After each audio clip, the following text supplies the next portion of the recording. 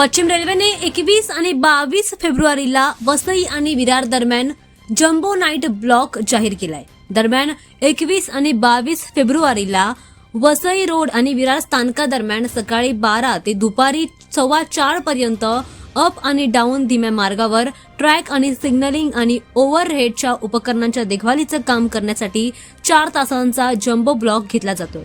यासोबतच नवीन फूट ओव्हर ब्रिजच्या गर्डरच्या उद्घाटनासाठी बोरिवली आणि दहिसर स्थानकादरम्यान सर्व मार्गांवर दुपारी 2 ते 4 वाजेपर्यंत मोठा ब्लॉक घेतला जातोय।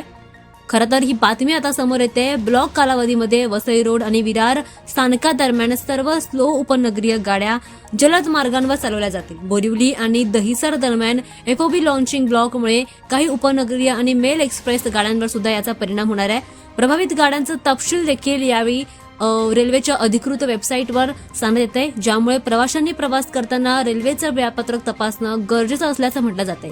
या ब्लॉक दरम्यान काही उपनगरीय गाड्या रद्द होत आहेत, तर काही रद्द देखील केल्या जातील। या संदर्भात सविस्तर माहिती संबंधित स्टेशन मास्टरकडे उपलब्ध आहे। मात्र तरी सुद्धा रेल्वेने प्रवास करत असाल तर प्रवास करण्याआधी रेल्वेचं वेळापत्रक पाहूनच प्रवास करण्याचं आवाहन रेल्वे अधिकाऱ्यांनी दिलंय। मात्र त्यासोबतच रविवारी म्हणजेच 22 फेब्रुवारीला पश्चिम रेल्वेच्या उपनगरीय विभागामध्ये दिवसाच्या वेळेमध्ये कोणताही ब्लॉक राहणार नाहीये। मात्र जर काही बदल असेल तर तो सांगितला जाईल, त्याबद्दलची माहिती देखील दिली जाईल असं रेल्वे अधिकाऱ्यांनी म्हटलं।